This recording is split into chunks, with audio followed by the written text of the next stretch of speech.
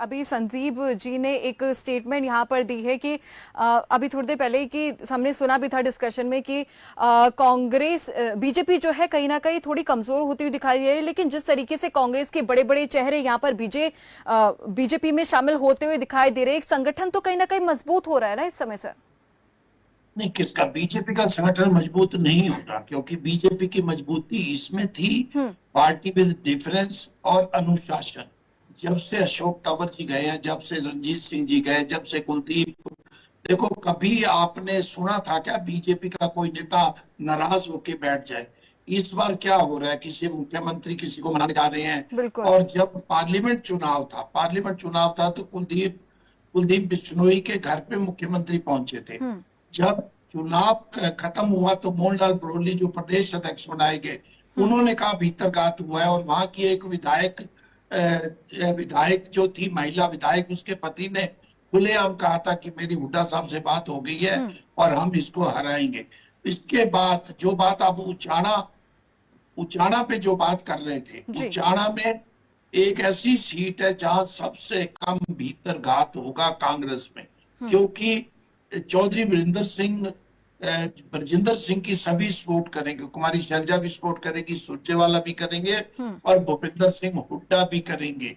क्योंकि वो सीट पे इस समय मैं आपको बता दूं, उचाना में जो पिछली बार के आंकड़े मेरे पास हैं, पिछली बार दुष्यंत चौटाला को 92,504 मत मिले थे और वो बड़े अंतर से जीते थे। लेकिन उनकी माता जी जब पार्लियामेंट चुनाव लड़ी तो केवल 4210 मत मिले।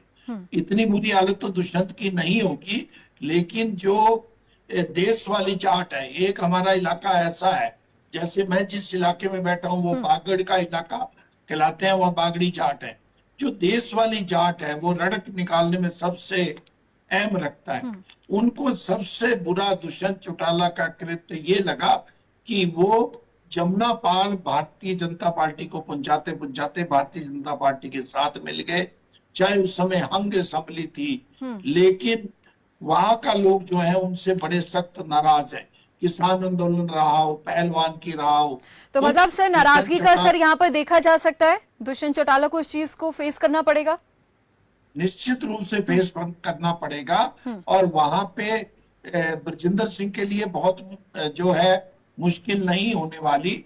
और एक बात जो आपने कांग्रेस की गुटबाजी की कही, कांग्रेस में निश्चित रूप से हुड्डा साहब बड़े नेता है, क्योंकि एक हरियाणा छोटी स्टेट है।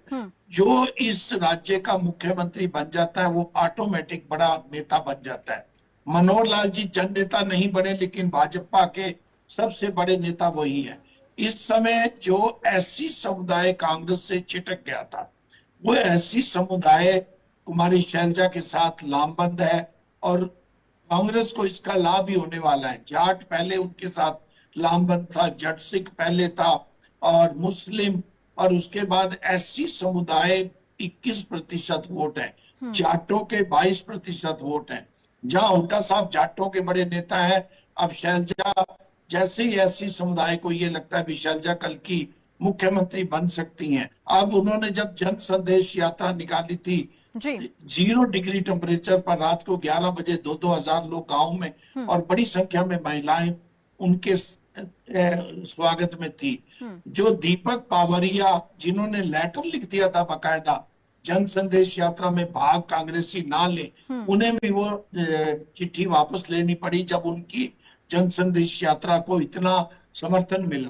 कुमारी शैलजा और भूपिंदर सिंह हुड्डा दोनों बड़े नेताओं के कारण, और भारतीय जनता कांग्रेस अगर किसी को मुख्यमंत्री का फेस नहीं पेश कर रही तो उसका लाभ भी होने जा रहा है। अगर कुमारी शैलजा को उकलाना से चुनाव मैदान में कांग्रेस ने उतार दिया तो कुछ इलाकों में ये मैसेज जाएगा कि कुमारी शैलजा मुख्यमंत्री हो सकती हैं। जो कांग्रेस का फतेहाबाद, सरसा, हिसार पिछली बार कांग्रेस का कमजोर गढ़ था, इस बार वहां से उनको बड़ी सीटें मिल सकती हैं। रोहतक, झज्जर, सोनीपत से ऑलरेडी उनको बड़ी सीटें मिलने जा रही हैं। तो ये एक रणनीति के तहत भी हो सकता है, और ना भी अगर उतारा जाएगा तो कुमारी शैलजा जो अगर बोलती हैं तो हाईकमान के विरुद्ध उन्होंने एक शब्द कभी नहीं बोला, तो उनका अपना मान सम्मान है, हुड्डा साहब का अपना है।